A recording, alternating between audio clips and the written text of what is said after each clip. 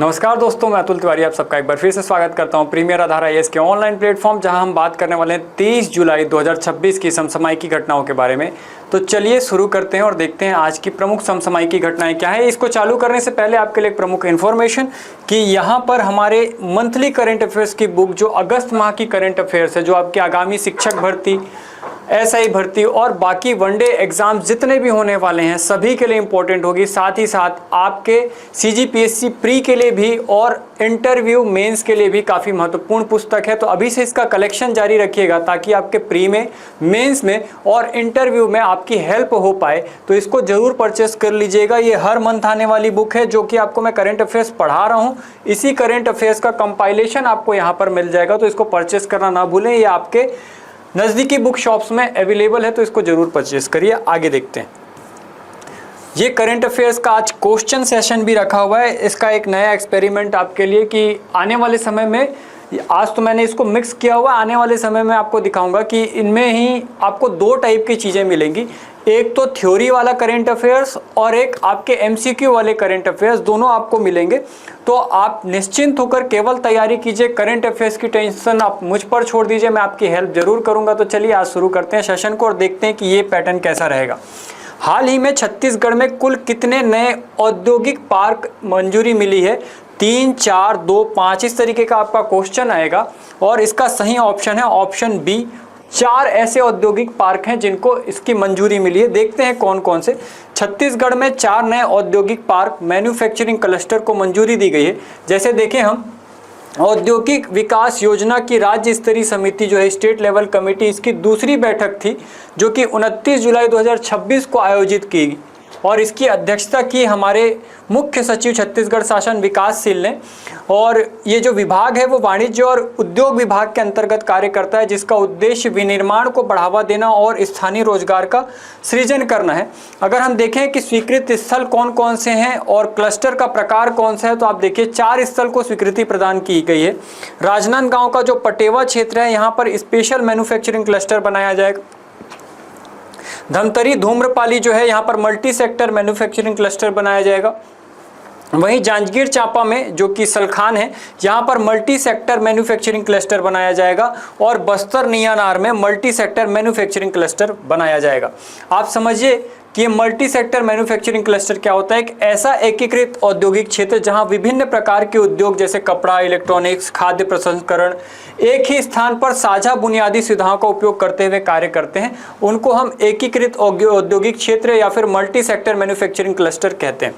तो ये आप ध्यान रखिएगा कि मल्टी सेक्टर मैन्युफैक्चरिंग क्लस्टर क्या होता है और कहाँ पर हमने औद्योगिक क्षेत्र स्थापित किए हैं। तो ये 4 ऐसी जगह हैं, राजनांदगांव, धमतरी, जांजगीर चांपा और बस्तर। राजनांदगांव का पटेवा, धमतरी का धूम्रपाली, जांजगीर चांपा का सलखान और बस्तर का नियानार।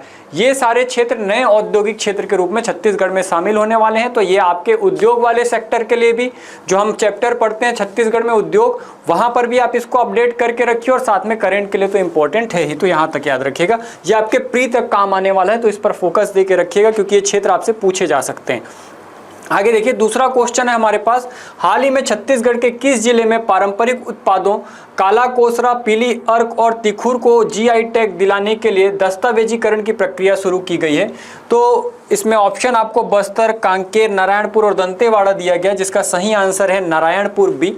देखते हैं इसके बारे में जानकारी लेते हैं। नारायणपुर का जो मिलेट है और तिखुर है, इसको जीआई टैग के लिए चयनित किया गया है। क्यों आया ये चर्चा में समझते हैं। नारायणपुर जो अबूझमाड़ क्षेत्र है, यहाँ के पीला कोसरा, काला कोसरा और तिखुर को जीआई टैग दिलाने की प्रक्रिया शुरू की गई है।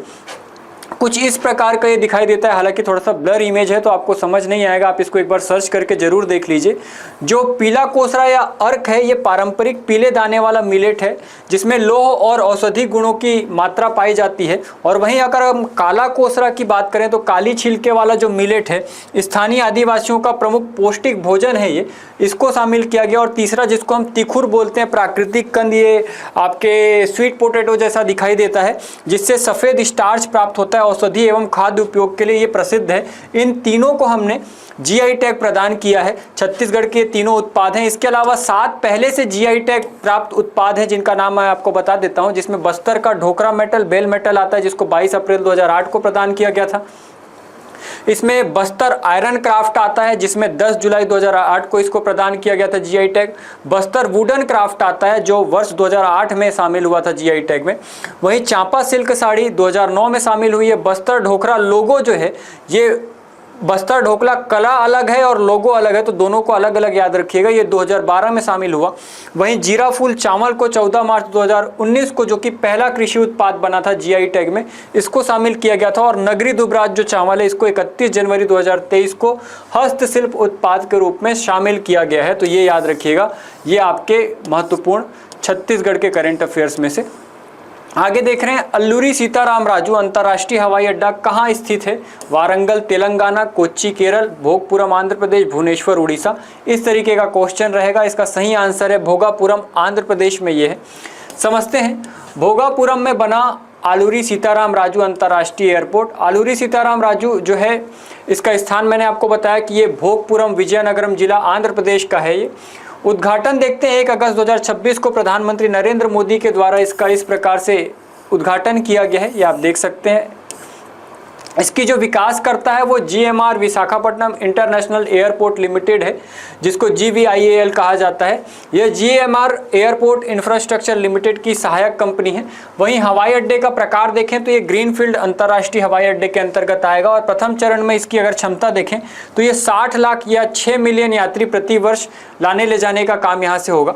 वहीं पर अगर देखें कि किसके नाम पर है, तो अल्लूरी सीताराम राजू के नाम पर ये एयरपोर्ट का नामकरण रखा गया है, जहां पर महान आदिवासी स्वतंत्रता सेनानी जो अल्लूरी सीताराम राजू है, उनको सम्मानित करने के लिए नाम रखा गया है।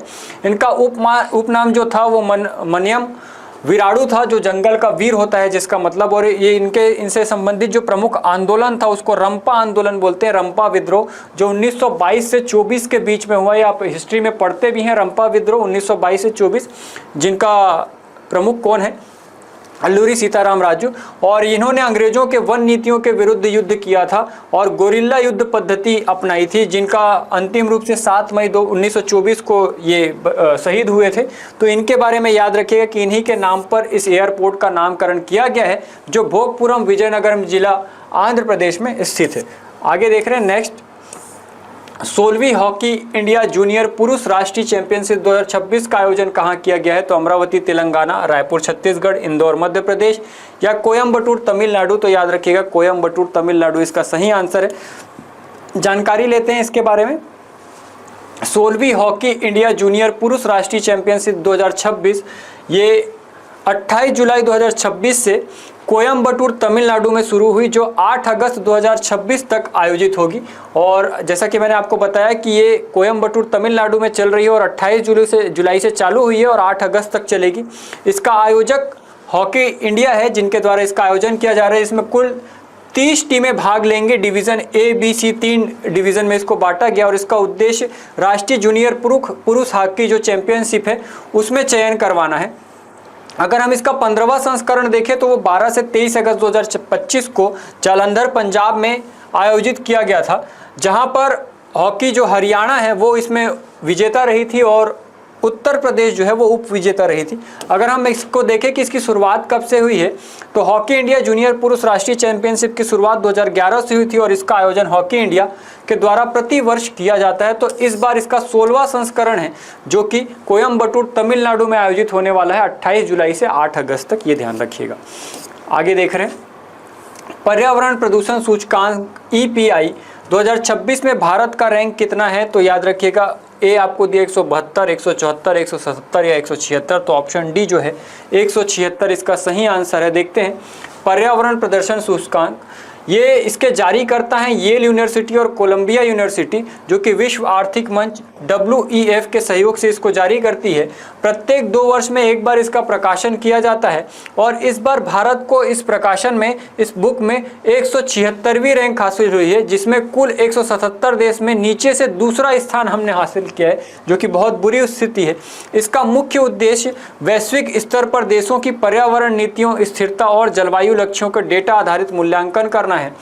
कुल देश मैंने आपको बताया कि 177 है ना, 177 शीर्ष देश हैं और हमारी जो रैंकिंग है 176वीं है। इसमें रैंकिंग के प्रमुख आधार क्या होते हैं तो समझ लीजिएगा, पर्यावरण, स्वास्थ्य, मतलब वहाँ की जलवायु कैसी है और वहाँ की गुणवत्ता कैसी है, परिस्थिति तंत्र की जीवंतता और जलवायु परिवर्तन के आधार पर। अगर हम देखें कि इसमें पहला स्थान किसको मिला है तो एस्टोनिया को मिला है, और second Luxembourg, third United kingdom और 177वें स्थान पर लाओस है, और उसके पहले 176वें स्थान पर भारत है।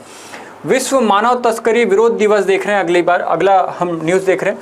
विश्व मानव तस्करी विरोध दिवस, world day against trafficking in persons, हर साल 30 जुलाई को मनाया जाता है और इसकी शुरुआत संयुक्त राष्ट्र द्वारा मानव तस्करी के बारे में जागरूकता बढ़ाने और पीड़ितों के अधिकार की रक्षा करने के लिए की गई थी। वहीं बीमको ICS सीफर वर्कफोर्स रिपोर्ट के अनुसार भारत अब नाविकों की आपूर्ति करने वाला विश्व का दूसरा सबसे बड़ा देश बना है, और वैश्विक स्तर पर भारतीय जो नाविक है उनकी हिस्सेदारी बढ़कर 12.16% हो गई है। भारत ने इस मामले में चीन और रूस को पीछे छोड़ दिया है, याद रखिएगा। अगला न्यूज़ देख रहे हैं, गणित के सबसे बड़े सम्मान फील्ड मेडल की घोषणा हो गई है, और इस बार यह पुरस्कार चीन के यू डेंग और हॉन्ग वॉन्ग, जॉन पार्डन व जैकब तत्सिमरमैन कनाडा को मिला है। यू डेंग ने भौतिकी और गणित को जोड़ने वाले समीकरणों पर काम किया, जबकि जैकब तिसरमैन ने नंबर थ्योरी और बीजगणितीय ज्यामिति के ग्रिफ्थ की पहेली को सुलझाया है। पुरस्कार हर साल 4 साल में 40 वर्ष में कम उम्र के गणितज्ञों को दिया जाता है, तो ये याद रखिएगा। फिर से एक बार कि आपके लिए ये जो अगस्त माह की जो करंट अफेयर्स है ये आ गई है, जिसमें जुलाई के सारे करंट अफेयर्स इंक्लूड किए गए हैं, तो इसको परचेस करना ना भूलें। और ये इनिशिएटिव आपको कैसा लग रहा है, इसमें जो क्वेश्चन डाले गए हैं वो कैसे हैं, और इसको इम्प्रूव किया जाएगा, ज़्यादा क्वेश्चन के साथ बनाया जाएगा, और पहले इसकी डिटेल बताई जाएगी और बाद में क्वेश्चन रखा जाएगा अगले वीडियो से, तो आप उसका भी इंतजार करिएगा। और हम बहुत जल्द एक नए यूट्यूब चैनल के साथ आपके साथ जुड़ेंगे, जहाँ पर dedicated CGPSC, UPSC, Vyapam, SSB, SSC जैसे सारे विषयों की जानकारी आपके लिए उपलब्ध होगी। आज के लिए इतना ही, फिर से मुलाकात होगी, तब तक के लिए धन्यवाद।